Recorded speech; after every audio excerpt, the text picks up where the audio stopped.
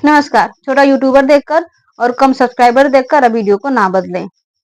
मैं आपको विश्वास दिलाती हूँ कि अगर आप इस वीडियो को पूरा देख लेते हैं तो क्लाइमेट रिस्क इंडेक्स क्या होता है आपको समझ में आ जाएगा। तो चलिए वीडियो की शुरुआत करते हैं।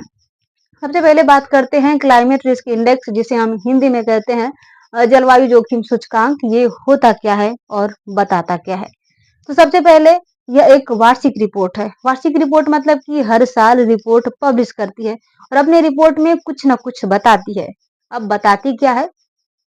जो बताती है कि चरम मौसमी घटना जैसे कि बाढ़, लू, तूफान और सूखा से विभिन्न देश कितना प्रभावित हुए और भविष्य में कितना प्रभावित होने का जोखिम है, यानी कि खतरा है। सबसे अब जान लेते हैं कि आखिर चरम मौसमी घटना क्या होता है।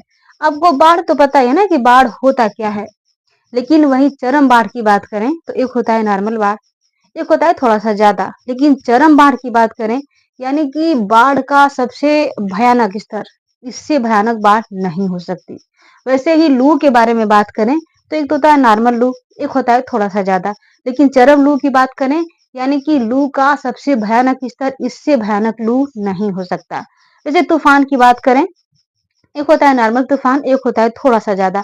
लेकिन चरम तूफान मतलब चरम तूफान मतलब कि तूफान का सबसे भयानक स्तर, सबसे भयानक लेवल, इससे भयानक तूफान नहीं हो सकता।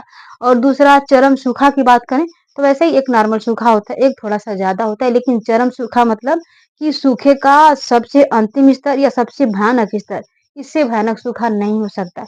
यानी कि इन चरम मौसमी घटनाओं की वजह से किसी देश के ऊपर कितना प्रभाव पड़ता है, ये इंडेक्स यानी क्लाइमेट रिस्क इंडेक्स यही बताती है। और ये भी बताती है कि भविष्य में उन पे कितना प्रभाव होने वाला है। अब बात करते हैं कि भारत को इस रिपोर्ट ने कौन सा स्थान दिया है। तो भारत भारत को इस रिपोर्ट ने 9वां स्थान दिया है। यानी कि चरम मौसमी घटना से प्रभावित होने वाला 9वां सबसे बड़ा जो देश है वो भारत है।